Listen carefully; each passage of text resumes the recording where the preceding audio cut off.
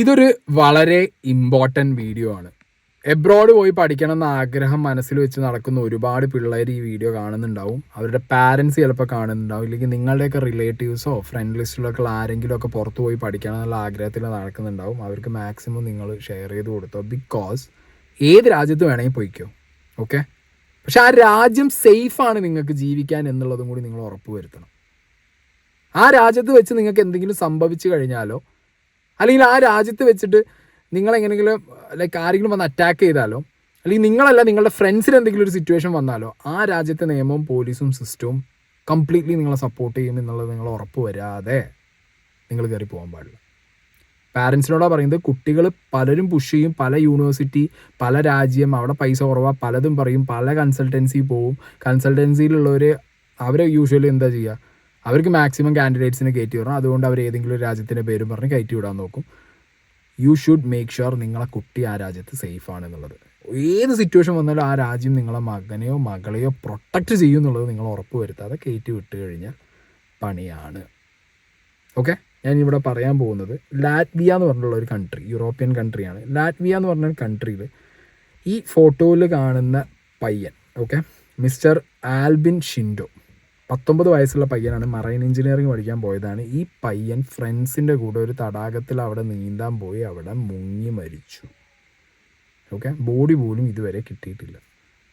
ഈ കഴിഞ്ഞ 18-ാം തീയതിയാണ് ഈ ഇൻസിഡൻറ്റ് ഉണ്ടായിട്ടുള്ളത്. ഇപ്പോൾ ലാറ്റ്വിയയിൽ തന്നെയുള്ള എൻ്റെ സോഷ്യൽ മീഡിയ ഫ്രണ്ട് ഉണ്ട്, ഹലോ മല്ലൂസ് എന്ന് പറഞ്ഞ പേജിലുള്ള ലിയാസ് ലത്തീഫിൻ്റെ മെസ്സേജിൽ നിന്നാണ് ഞാൻ ഈ ഇൻസിഡൻറ്റ് അറിഞ്ഞത്.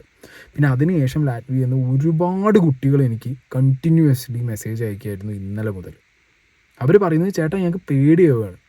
കാരണം ഇവിടുത്തെ സിറ്റുവേഷൻ എന്ന് പറഞ്ഞു കഴിഞ്ഞാൽ ഈ ഒരു പയ്യൻ ആ ഒരു തടാകത്തിൽ കാണാതായി പോയിട്ട് ഇതുവരെ പ്രോപ്പറായിട്ടൊരു സെർച്ച് പോലും ആ പയ്യന് വേണ്ടി നടക്കുന്നില്ല. സാറ്റർഡേ സൺഡേ ലീവാണ്, ഇനിയിപ്പോൾ മൺഡേ വന്നിട്ട് നോക്കാം എന്നുള്ളൊരു വളരെ കാഷ്വൽ മെൻറ്റാലിറ്റിയിലാണ് അവിടുത്തെ സിസ്റ്റവും പോലീസും എടുക്കുന്നത്. ഞങ്ങൾക്ക് ആകെ പാനിക് സിറ്റുവേഷനാണ്. ഞങ്ങൾ ഈ രാജ്യത്ത് നാളെ ഞങ്ങൾക്ക് ഇനി എന്തെങ്കിലും സംഭവിച്ചവർ ഇതേ ഒരു സ്റ്റാൻഡ് ആയിരിക്കും എന്നൊക്കെയാണ് കുട്ടികളിപ്പോൾ മെസ്സേജ് അയച്ച് ചോദിക്കുന്നതും പറയുന്നതും. ലാറ്റ്വിയയുടെ ക്യാപിറ്റലാണ് റിഗയിലാണ് ഈ ഒരു സംഭവം ഉണ്ടായിട്ടുള്ളത്. ഓക്കെ, അപ്പോൾ ഇനി ഇതിൻ്റെ ഇൻസിഡൻറ്റ് കംപ്ലീറ്റ്ലി എനിക്കൊരു കുട്ടി ടൈപ്പ് ചെയ്ത് അയച്ചിട്ടുണ്ടായിരുന്നു. ഞാനത് സൈഡിൽ വയ്ക്കാം. പിന്നെ വേറൊരു പയ്യൻ ഇട്ടൊരു വീഡിയോ ഉണ്ട്, ലാറ്റ്വിയ എന്നുള്ളൊരു പയ്യൻ ഇട്ടൊരു വീഡിയോ ഉണ്ട് മലയാളി, അതും കൂടി ഞാൻ ഇവിടെ പ്ലേ ചെയ്യാം. ഹായ്, ഒരു ഇമ്പോർട്ടൻ്റ് കാര്യമാണ്, എല്ലാവരും ഒന്ന് കേൾക്കണം. ഇന്നലെ ലാറ്റ്വിയയിൽ ആൽബിൻ ഷിൻഡോ എന്ന് പറഞ്ഞ സ്റ്റുഡൻറ്റ് അവർ ഫ്രണ്ട്സായിട്ട് കുറച്ച് പേര് ഇവിടെ കുളിക്കാൻ പോയതാണ്. അപ്പോൾ കുളിച്ചുകൊണ്ടിരുന്നപ്പോൾ പെട്ടെന്ന് മുങ്ങിപ്പോയി. അപ്പോൾ ഫ്രണ്ട്സ് രക്ഷിക്കാൻ നോക്കിയെങ്കിലും അവനെ വലിച്ചു കയറ്റാൻ പറ്റിയില്ല. അപ്പോൾ കണ്ടുനിന്നവരും ഫ്രണ്ട്സും കൂടെ റെസ്ക്യൂ ടീമിനും അതുപോലെ തന്നെ പോലീസിനെയൊക്കെ അറിയിച്ചു. അവരൊക്കെ അപ്പം തന്നെ വന്നു, എങ്കിലും അവനെ കണ്ടുകിട്ടാനായിട്ട് അവർക്ക് പറ്റിയില്ല. ഇന്നലെ ഏകദേശം ഒരു 10:30 വരെ അവർ നോക്കി, പക്ഷെ കണ്ടുകിട്ടാൻ പറ്റിയില്ല. അങ്ങനെ അവർ സ്റ്റേഷനിൽ പോയി. ഇന്ന് രാവിലെയാണ് അവർ ഫ്രണ്ട്സൊക്കെ അവിടെ നിന്ന് ഇറങ്ങിയത്. പക്ഷെ ഇന്ന് രാവിലെ തൊട്ട് ഇപ്പം ഈ നേരം വരെ ഏകദേശം 24 മണിക്കൂറായി കാണാതായിട്ട്. ഇതുവരെയായിട്ടും അവർക്ക് അവനെ കണ്ടുകിട്ടാനായിട്ട് പറ്റിയില്ല. അപ്പോൾ ഇവർക്ക് നമ്മൊരു തേർഡ് കൺട്രി പേഴ്സൺസ് ആണ്, അത്ര ഇമ്പോർട്ടൻസ് ഇവർ നമുക്ക് തരുന്നുള്ളൂ. അപ്പം ഇന്ന് രാവിലെ തൊട്ട് പോലീസ് സ്റ്റേഷനിൽ അവരുടെ ഫ്രണ്ട്സ് പോകുന്നതാണ് എന്തെങ്കിലും അപ്ഡേഷൻ ഉണ്ടെന്ന് ചോദിച്ചിട്ട്. അപ്ഡേഷൻ പറയുന്നില്ല. അതുപോലെ തന്നെ അവരാരും ആ പരിസരത്തേക്ക് തിരിഞ്ഞു പോകുന്നില്ല. ആസ് യൂഷ്വൽ അവിടെ ഫിഷിങ്ങിന് വരുന്നവരൊക്കെ ഫിഷിങ്ങിന് വരുന്നുണ്ട്. അതുപോലെ തന്നെയാണ് അവിടെ നിൽക്കുന്നത്. ഒരു വ്യക്തി മുങ്ങിപ്പോയെന്നോ അല്ലെങ്കിൽ ആളെ കണ്ടു കിട്ടണമെന്നോ ഒരു വ്യക്തി മുങ്ങിപ്പോയെന്നോ അല്ലെങ്കിൽ ആളെ കണ്ടു കിട്ടണമെന്നോ അങ്ങനത്തെ ഒരു ഇതും ഇവിടുത്തെ ഗവൺമെന്റിനോ അല്ലെങ്കിൽ ഇവിടുത്തെ പോലീസോ ഇപ്പോൾ കാണിക്കുന്നില്ല. അപ്പോൾ ഈ വീഡിയോ ഞാൻ ഇടുന്നത് എന്താണെന്ന് വെച്ച് കഴിഞ്ഞാൽ ആർക്കെങ്കിലും ഇന്ത്യൻ എംബസി ആയിട്ടോ അല്ലെങ്കിൽ ഇപ്പോൾ യൂറോപ്പിൽ തന്നെ കുറേ കൺട്രീസ് ഉണ്ട്, ആർക്കെങ്കിലും അത്യാവശ്യം ഹോൾഡ് ഉള്ളവരോ ഈ വീഡിയോ കാണുന്നുണ്ടെങ്കിൽ ഒന്ന് ഷെയർ ചെയ്യുക. ആർക്കെങ്കിലും ഒന്ന് ഹെൽപ്പ് ചെയ്യാൻ പറ്റുവാണെങ്കിൽ ഇവിടുത്തെ ഗവൺമെന്റിൻ്റെ അടുത്തോ ഒരു പോലീസിൻ്റെ അടുത്തോ ഒന്ന് കൺവിൻസ് ചെയ്യാൻ പറ്റുവാണെങ്കിൽ അത്ര ഹെൽപ്ഫുൾ ആയിരിക്കും. ഇവിടെ നമുക്ക് മലയാളി കമ്മ്യൂണിറ്റി ഒന്നും അത്ര വലുതായിട്ടില്ല. അതുകൊണ്ടാണ് ഞാൻ ഈ വീഡിയോ ഇടുന്നത്. ആർക്കെങ്കിലും പറ്റുവാണെങ്കിൽ ഒന്ന് ഹെൽപ്പ് ചെയ്യുക. ഇങ്ങനെ ഒരുപാട് പേര് അവരെ ഹെൽപ്പ് ചെയ്യണം എന്ന് പറഞ്ഞുള്ള വീഡിയോസും കാര്യങ്ങളും ഇപ്പം അപ്പ് ചെയ്യുന്നുണ്ട്. നമ്മുടെ 24/7 ചാനലുകൾ ഏറ്റെടുത്തിട്ടുണ്ട്. ഏഷ്യാനെറ്റിലും റിപ്പോർട്ടറിലും മീഡിയ വണ്ണിലും ഒക്കെ ആയിട്ട് ഇപ്പോൾ ന്യൂസുകൾ വരുന്നുണ്ട്. റിപ്പോർട്ടറിൽ കൂട്ടുകാർക്കൊപ്പം കുളിക്കാൻ ഇറങ്ങി വിദേശത്ത് മലയാളി വിദ്യാർത്ഥിയെ ഒഴുക്കിൽപ്പെട്ട് കാണാതായി എന്ന് പറയുന്നുണ്ട്. ഓക്കെ, പക്ഷേ ഇത് നമ്മുടെ ഗവൺമെൻറ് വേണം ഇനി പുഷ് ചെയ്യാൻ സീരിയസ് ആയിട്ട്. കാരണം ഇല്ലെങ്കിൽ ഈ മലയാളി കുട്ടികളോ ഇനിയിപ്പോൾ ഏത് രാജ്യത്തുള്ള കുട്ടികളോ അവിടെ ആ രാജ്യത്തുള്ള സിസ്റ്റവും പോലീസും അവരെ സപ്പോർട്ട് ചെയ്യാത്തൊരവസ്ഥ വരുമ്പോൾ അവർ പാനിക്കാവും ഇല്ലേ. കാരണം അവർ ഇപ്പം ഈ പയ്യന് സംഭവിച്ചത് അവർ മനസ്സിലായി. കാരണം ആ പയ്യൻ അങ്ങനെ ഒരു സിറ്റുവേഷനിൽ ആ പയ്യൻ വെള്ളത്തിനടിയിൽ അങ്ങനെ ഒഴുകിപ്പോയി. എന്നിട്ട് പോലീസിലോ അല്ലെങ്കിൽ ബാക്കിയുള്ളവരോട് ഹെൽപ്പ് ചോദിക്കുമ്പോൾ അത് കിട്ടാത്തൊരവസ്ഥ, നാളെ ഇനി വേറെ ഏതെങ്കിലും ഒരു സിറ്റുവേഷൻ വന്നിട്ട് അവരും ഇതേപോലൊരു അവസ്ഥയിൽ നിൽക്കുമ്പോൾ ആ കൺട്രിയിൽ ഒരു സപ്പോർട്ടും അവർക്ക് കിട്ടിയില്ല എന്നുണ്ടെങ്കിലുള്ള കഥ എന്താ? അപ്പോൾ പിന്നെ ആ പാനിക് സിറ്റുവേഷൻ കുട്ടികൾക്കിടയിൽ വരാതിരിക്കില്ല. ഇതിപ്പോൾ നാട്ടിലുള്ളതോ അല്ലെങ്കിൽ ലാറ്റ്വിയ പഠിക്കുന്ന ആരുടെയെങ്കിലും ഒക്കെ പാരൻസ് നാട്ടിലുണ്ടെങ്കിൽ അവർ പാനിക്കാവാൻ വേണ്ടി പറയുന്നതല്ല. പക്ഷെ ഇതാണ് ഒട്ടുമിക്ക എല്ലാ കൺട്രിയിലെയും അവസ്ഥ. അപ്പോൾ പോളണ്ടിലൊരു ഇഷ്യൂ ഉണ്ടായിരുന്നു ഈ അടുത്ത്, ആഷിഖ് എന്ന് പറഞ്ഞ പയ്യുണ്ട്. ഭയങ്കര സീനാണ്. അതായത് അവർക്ക് ഒരു തേർഡ് കൺട്രി പേഴ്സൺ എന്ന് പറഞ്ഞു കഴിഞ്ഞാൽ അവർക്ക് ഒരു വിലയില്ല. ചില സിറ്റിസൺസ് കാണും ആ രാജ്യത്ത്, ഓക്കെ അവർ കുറച്ച് ഒരു എന്താ പറയുക മനുഷ്യത്വമുള്ള ആളുകൾ, അല്ലാത്തവർ വന്നു പോയി അവർ നോക്കുകയില്ല. സോ ഇങ്ങനത്തെയൊക്കെ രാജ്യങ്ങൾ പ്രിഫർ ചെയ്യുമ്പോൾ ജസ്റ്റ് പ്ലീസ് മേക്ക് ഷുവർ നിങ്ങൾ സേഫ് ആയിട്ടുള്ളൊരു സ്ഥലത്തേക്ക് നിങ്ങൾ മാക്സിമം പോകാൻ നോക്കുക. ഓക്കെ, ഇപ്പോൾ ഓൾറെഡി ഈ ഒരു ഇഷ്യൂവിൽ ഡീൻ കുര്യാക്കോസ് നമ്മുടെ MP, Idukki MP external affairs മിനിസ്റ്റർക്ക് ഒരു ലെറ്ററൊക്കെ അയച്ചിട്ടുണ്ട് ഈ പയ്യൻ്റെ കാര്യം പറഞ്ഞിട്ട്. ഓക്കെ, ആൽബിൻ ഷിൻഡോൻ്റെ കാണാതായൊരിതും ബാക്കി കാര്യങ്ങളും ഇനി മുന്നോട്ട് എങ്ങനെ ഇന്ത്യൻ എംബസി വഴി പുഷ് ചെയ്യണം എന്നൊക്കെ ചോദിച്ചിട്ട് അവർ ഒരു ലെറ്റർ അയച്ചൊക്കെ ഞാൻ സൈഡിൽ വയ്ക്കുന്നത്. ബട്ട് സ്റ്റിൽ ഒരു പ്രഷർ ചെല്ലണം ഇവിടെ നിന്നുള്ള സോഷ്യൽ മീഡിയ, ഇവിടെ നിന്നുള്ള നമ്മുടെ 24/7 ചാനലുകൾ.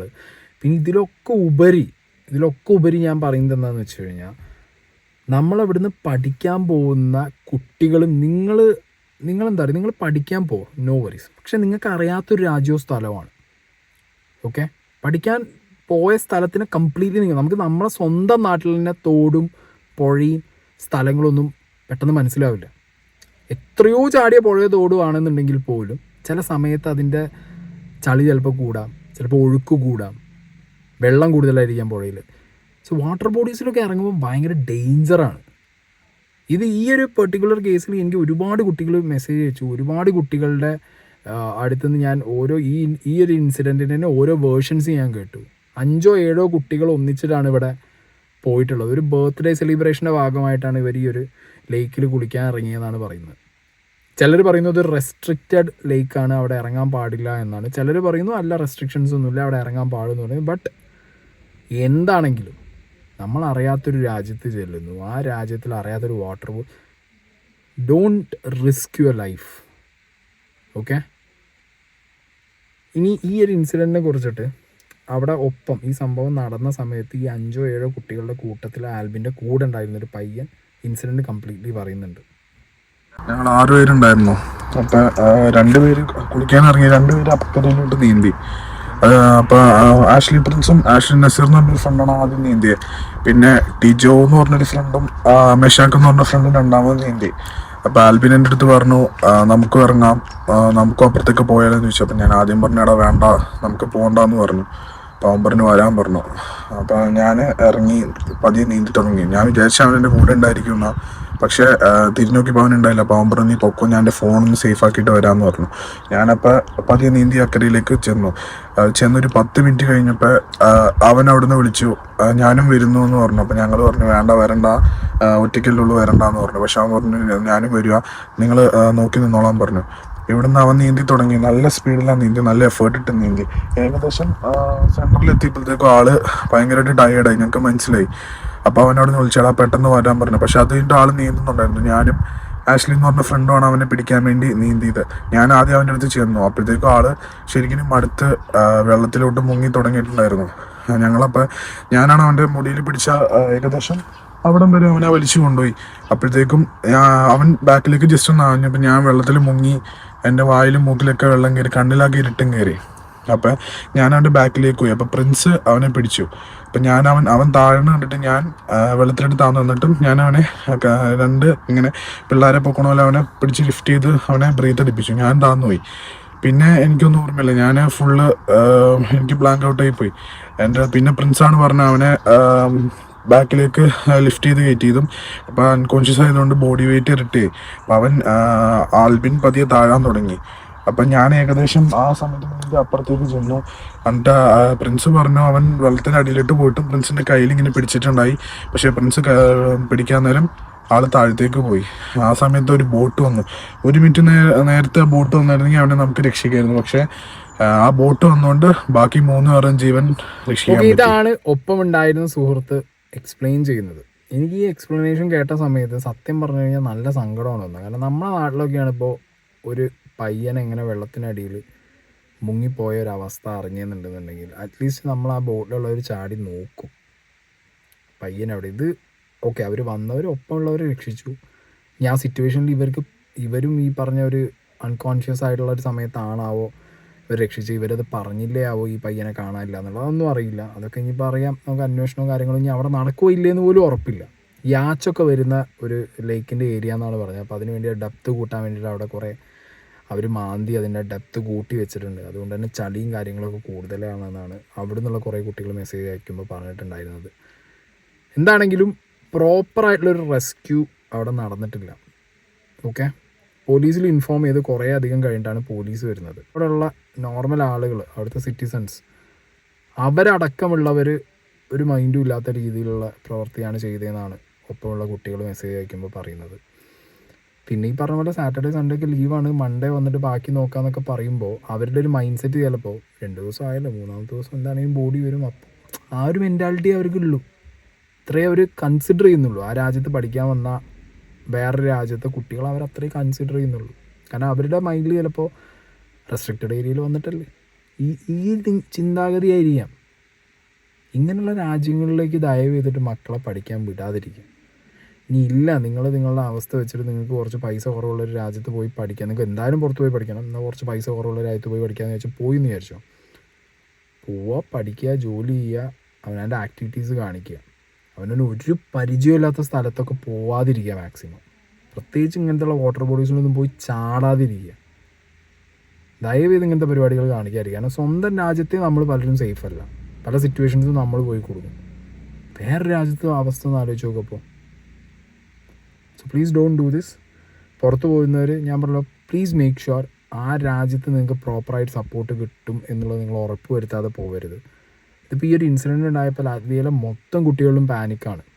കാരണം അവർ ഈ പയ്യൻ്റെ സിറ്റുവേഷനിൽ ഒരു റെസ്ക്യൂവിന് പോലും പ്രോപ്പറായിട്ട് അല്ലെങ്കിൽ ഒരു സിസ്റ്റം അവരെ സപ്പോർട്ട് ചെയ്യുന്നില്ല എന്നുണ്ടെങ്കിൽ അവരപ്പോൾ അവരെ വെക്കുന്നത് നാളെ എനിക്കൊരു സിറ്റുവേഷൻ വന്നാൽ ഇവിടെ എന്ത് ചെയ്യും എന്നുള്ളതാണ് അവർ ആലോചിച്ചുകൊണ്ടിരിക്കുന്നത്. എന്താണെങ്കിലും നമ്മുടെ എന്താ പറയുക, എക്സ്റ്റേണൽ അഫയേഴ്സിൽ മാക്സിമം പ്രഷർ ഇട്ട് സെൻട്രലിൽ എന്ത് ചെയ്യുക, ഗവൺമെൻറ് ഓഫ് ഇന്ത്യ ഇടപെട്ട് ഈ പയ്യൻ്റെ കാര്യത്തിൽ, അതായത് പയ്യൻ്റെ ലൈക്ക് എന്താണ് സംഭവിച്ചത്, അറ്റ്ലീസ്റ്റ് പയ്യനെ എന്ത് സംഭവിച്ചു, മരിച്ചു എന്ന് ഒരിക്കലും കൺഫേം ആക്കാൻ പറ്റൂല്ലെന്ന് എനിക്കറിയില്ല. ബട്ട് മെസ്സേജ് അയക്കുന്നവരൊക്കെ 2-3 ദിവസമായി എന്ന് പറയുന്നു. എന്ത് സംഭവിച്ചാലും അറ്റ്ലീസ്റ്റ് എന്താണ് സംഭവിച്ചിട്ടുണ്ടെന്നുണ്ടെങ്കിൽ ആ പയ്യൻ്റെ അറ്റ്ലീസ്റ്റ് ലൈക്ക് അവൻ്റെ വീട്ടുകാർക്കെങ്കിലും അവനെ വേണമല്ലോ. ഓക്കെ, അതിൽ ഇടപെടുക, തീരുമാനം ഉണ്ടാക്കുക. ആൻഡ് ബി ലൈക്ക് എന്താ പറയുക, ഭയങ്കര ഷുവറായിരിക്കണം. നിങ്ങൾ കംപ്ലീറ്റ്ലി ആലോചിച്ച് തീരുമാനിച്ച് ഉറപ്പിച്ച് എല്ലാം പഠിച്ചിട്ടല്ലാതെ വേറൊരു രാജ്യത്തേക്ക് കയറി പോകാതിരിക്കുക. ഓക്കെ, കാരണം ഇവിടുത്തെ സിസ്റ്റം ഓക്കെ മറ്റേ പണിയാണ്. ബട്ട് വേറെ രാജ്യത്തേക്ക് നിങ്ങൾ പോകുമ്പോൾ അവിടെ നിങ്ങൾ മേക്ക് ഷുവർ ചെയ്യണം നിങ്ങൾ സേഫാന്നുള്ളത്. പാരൻസ് മേക്ക് ഷുവർ ചെയ്യണം അവർ സേഫാന്നുള്ളത് കുട്ടികൾ. ഇതിപ്പോൾ ഒരുപാട് പ്രശ്നങ്ങളായി പുറം രാജ്യത്ത് പോയിട്ട്. ഇതിപ്പോൾ ഇങ്ങനൊരു ഇൻസിഡൻറ്റ്, ഇതിലും മോശമായിട്ട് ആ രാജ്യത്തുള്ള നേറ്റീവ്സ് വളരെ മോശമായിട്ട് അവിടുത്തെ കുട്ടികളെ ഉപദ്രവിക്കുന്നതൊക്കെ ഒരുപാട് പേര് അയച്ചു തരാറുണ്ട്. അവിടെ ചെല്ലുമ്പോൾ ഭയങ്കരമായിട്ടുള്ള ഡിസ്ക്രിമിനേഷനാണ് അവർ ഫേസ് ചെയ്തുകൊണ്ടിരിക്കുന്നത്. ഓക്കെ, അപ്പോൾ കുറച്ചും കൂടി സേഫായിട്ടുള്ള നല്ല യൂണിവേഴ്സിറ്റിയിൽ, നല്ല രാജ്യത്ത്, നല്ല പീസ്ഫുൾ എൻവയോൺമെൻറ്റിൽ കുട്ടികളെ പറഞ്ഞു വിടാൻ മാതാപിതാക്കളും ശ്രദ്ധിക്കുക. ഓക്കെ.